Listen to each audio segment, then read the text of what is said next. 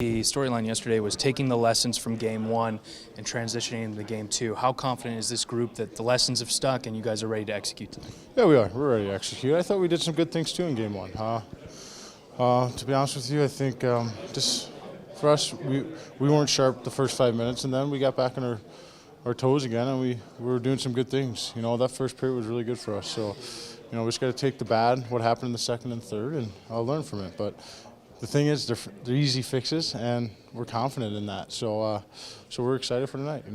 That game's over with. Now we got to focus on what's going to happen tonight. How do you generate more offense in the later periods? Because you guys, as you mentioned, did a good job in the first period. Yeah, we did. For one, we got to stay out of the box. We're not going to get momentum by any means if we're in the box the whole game.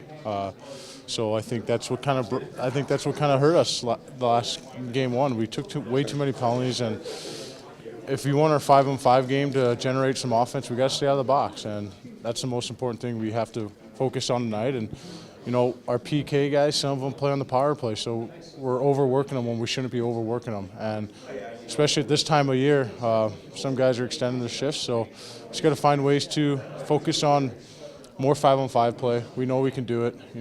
They're a heck of a team over there, and they do a really good job of, get on the forecheck and rim pucks pass. So we got to be first. We got to sharp by breaking out cleaner than we did the other night.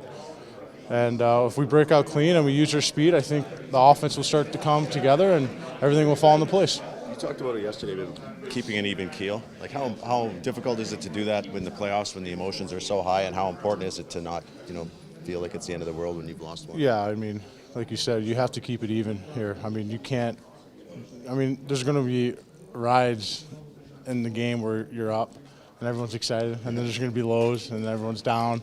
But for us, we just got to stay even. You got to remember that anything can happen, with the lead or not. You got to find ways to keep doing the same thing that got you there, and keep generate that offense, and keep just finding ways to not turning pucks over, because honestly, it's a huge thing in the playoffs. No pucks, especially at our blue line and certainly their blue line. So we got to find ways to not get their offense going, because they do have a really good forecheck and they know what they're doing, and they're a good hockey club over there. So we just got to play simple and do the thing that what got us here.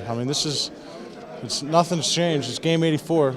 Just because it's a playoffs, everyone, the intensity does ramp up, but you don't want to get too excited. You don't want to go out there and get the big hit. Just get on the forecheck and have fun. And if the hit's there, it's a hit's there. But just got to continue with it, stick with it. It's game one. That's over with. Now we got to focus on what's going to happen tonight, and hopefully the guys are ready. And I think we're all confident in here and excited to play.